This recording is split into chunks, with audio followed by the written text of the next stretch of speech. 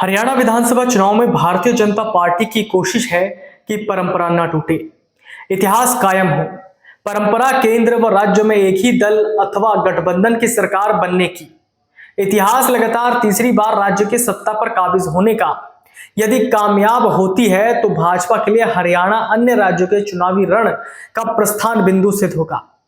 लोकसभा चुनाव के बाद सबसे पहले हरियाणा में होने जा रहे विधानसभा चुनाव में वो विफल हुई तो ये नैरेटिव बनेगा कि देश में पार्टी का ग्राफ गिरने लगा है। इसलिए भाजपा के लिए हरियाणा एक कुरुक्षेत्र है जो उसे करो या मरो का संदेश दे रहा है। इस रण में चुनौती दुश्मनों से नहीं अपनों से भी है। प्रधानमंत्री मोदी ने कुरुक्षेत्र में अपनी पहली चुनावी जनसभा में यह जिक्र किया कि हरियाणा के लोग तो 50 साल से उसी की सरकार बनाते आ रहे हैं जिसकी केंद्र में होती है। इस बार भी ऐसा कोशिश हो जाए, इसके लिए पार्टी पूरी ताकत लगा रही है। लेकिन एंटी इनकम्बेंसी और किसान, पहलवान व जवान का जो मुद्दा चल गया है वो उसे खुलकर खेलने से रोका रहा है। वो रक्षात्मक है। 9.5 साल के शासन के बाद मनोहर लाल को चुनाव से केवल 6 माह पहले सीएम पद से हटाने के बाद उन्हें अब पीएम मोदी व गृह मंत्री अमित शाह की रैलियों से दूर रखा गया। प्रचार पोस्टरों, बैनरों से वो नदारत है। भाषणों में उनका नाम तक नहीं लिया जा रहा। शीर्ष नेतृत्व को शायद ये लगता है कि भाजपा से ज्यादा विरोध मनोहर लाल का है। लोकसभा चुनाव में पहले ही 10 में से 5 सीटें भाजपा गंवा चुकी है। ऐसा नहीं है कि एक दशक में कुछ ऐसे कार्य नहीं हुए जिनका उल्लेख प्रचार के दौरान न किया जा सके। नौकरियों में भ्रष्टाचार खत्म करने और 4 के बजाय 24 फसलों पर एमएसपी लागू करने की बात भाजपा कह रही है, लेकिन उसका प्रभाव कितना है कहा नहीं जा सकता। केवल 56 दिन काम करने का मौका मिलने की दुहाई देने वाले मुख्यमंत्री नायब सैनी ने प्रॉपर्टी आईडी व परिवार पहचान पत्र को लेकर लोगों का गुस्सा कम करने के लिए शिविर भी लगाए थे। फिर भी लोगों की शिकायतें इतनी हैं कि भाजपा इन्हें भुना नहीं पा रही। किसानों व पहलवानों के आंदोलन का असर इस बार भाजपा को परेशान कर रहा है। गृह मंत्री अमित शाह ने हरियाणा के किसानों व खिलाड़ियों की प्रशंसा करते हुए उन्हें धाकड़ बताया और दोनों वर्गों के लिए सरकार के फैसलों को भी सामने रखा।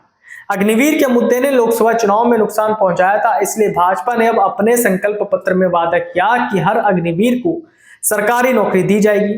भाजपा को बाहर से नहीं, भीतर से भी हमले झेलने पड़ रहे हैं। टिकटों को लेकर पार्टी में नाराजगी बढ़ी है। किसी दबाव में न आते हुए 15 विधायकों, मंत्रियों के टिकट काटने, मुख्यमंत्री नायब सैनी समेत 7 के विधानसभा क्षेत्र बदलने और 40 नए चेहरे उतारने का नतीजा हुआ कि अब 23 बागी भी मैदान में उतरे हैं।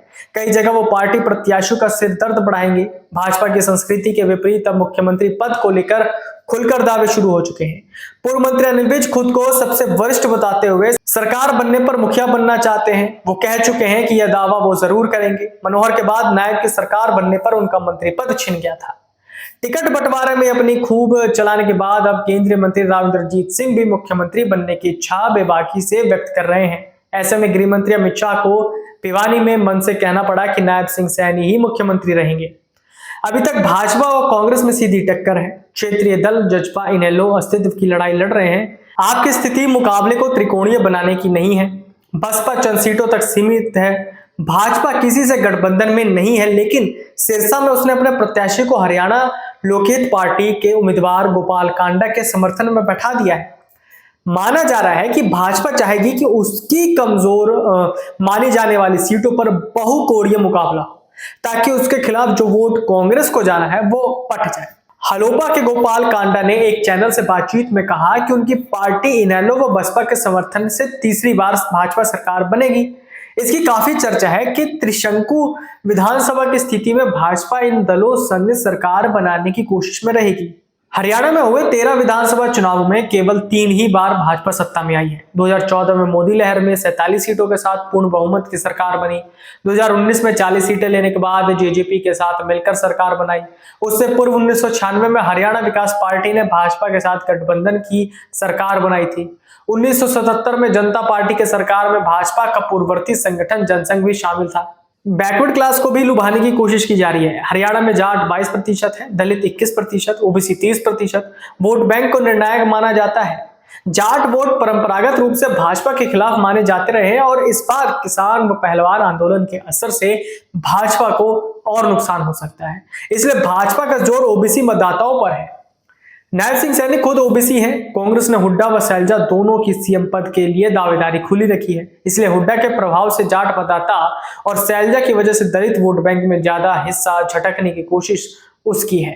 भाजपा ने इस बार सबसे ज्यादा 19 उम्मीदवार ओबीसी उतारे हैं और 16 जाट, जबकि 2019 के चुनाव में 19 जाट और 18 ओबीसी को टिकट दिया था। अगर आप ये वीडियो YouTube पर देख रहे हैं तो हमारे चैनल को सब्सक्राइब करें और बेल आइकन को दबाना ना भूलें। अगर आप Facebook पर ये वीडियो देख रहे हैं तो हमारे पेज को लाइक करें।